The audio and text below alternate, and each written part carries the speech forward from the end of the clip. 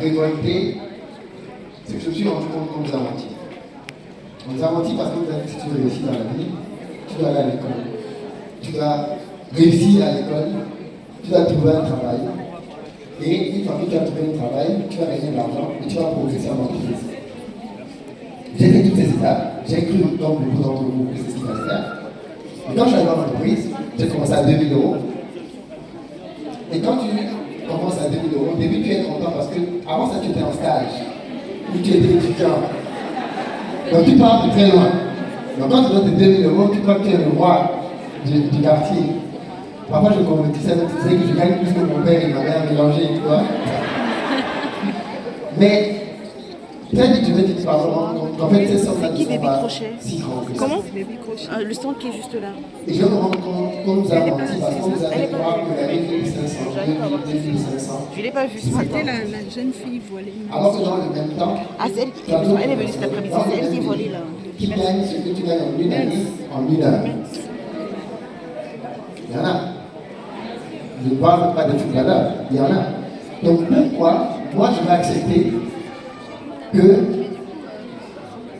2000 euros, 2500 euros, c'est correct, alors que quelqu'un d'autre fait des millions juste à côté de moi. Ça, c'était la deuxième révolte. Je me suis dit, non, en fait, il y a un mensonge quelque part. Et de là est venue donc l'idée de comment on fait pour pouvoir réellement gagner de l'argent. Je me suis rendu compte que dans toutes les économies, les gens qui gagnent de l'argent font ce que les autres ne font pas. Tant que tu vas faire, ça il faut le retenir, tant que vous allez faire ce que le système vous dit de faire, vous serez quelqu'un de banal et de classique, un pion dans le système. Si vous voulez gagner plus, vous devez faire des choses différemment de la majorité des personnes. Donc je me suis dit, qu'est-ce que je peux faire de différent? Et là, il est né une notion qui est importante, la notion de différenciation. Chacun d'entre nous a un élément qui le différencie des autres. Amen. Chacun d'entre nous. Amen. Le problème, c'est qu'on banalise ces éléments-là, ou alors on ne les utilise pas comme on devrait. Moi, je me suis dit, j'aime l'Afrique et il y a des choses à faire en Afrique.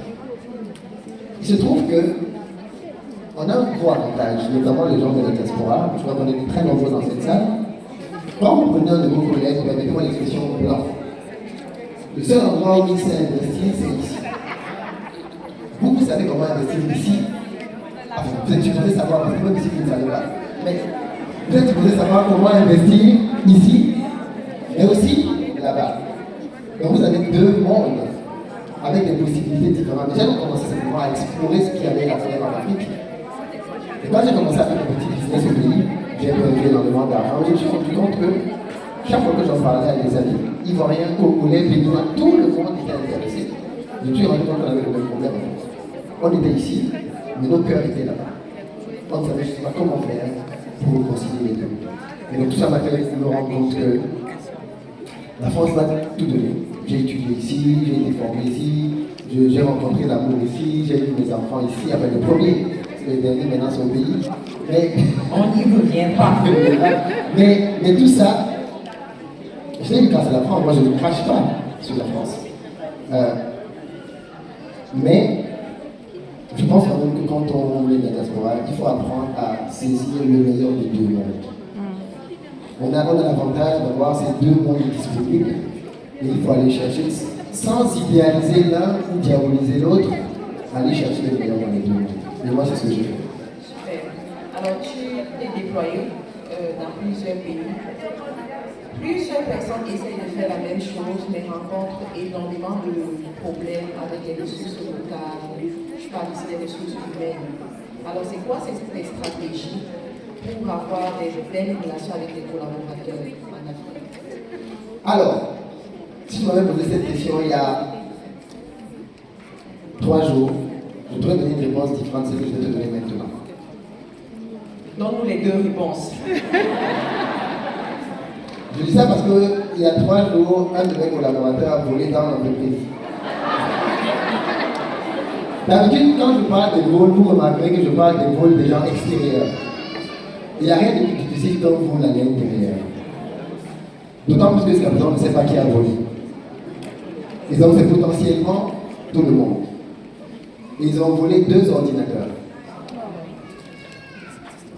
Et toutes les personnes qui sont impliquées dans le vol sont des personnes qui ont des responsabilités très importantes, qui sont plutôt bien rémunérées et en qui j'ai totalement confiance. Donc la question maintenant c'est, qu'est-ce qu'on fait? Moi je suis arrivé à la conclusion de, soit je vire les trois. Je ne peux pas vivre dans un environnement où je doute de toi. Je ne peux pas. Moi, je ne sais pas être quelqu'un qui cache ces choses avec les gens qui sont dans la maison avec lui. À l'extérieur, je protège. Mais quand quelqu'un est proche de moi, il verra que je laisse traîner l'argent, je laisse traîner tout autour de moi. Parce que je considère que les gens qui sont autour de moi, ce sont des gens de confiance. Je ne vais pas changer mes habitudes parce qu'il y a 3 voleurs. Ils vont partir. À moins qu'on ne découvre quel est le voleur. Tu sais ce qui est drôle? Hier, le directeur d'exploitation m'a envoyé un message. Il me dit, monsieur, cette situation nous intrigue énormément parce qu'on mange ensemble, on fait tout ensemble, et tout le monde est campé sur ses positions, ce n'est pas lui. On a décidé d'aller voir le marabout.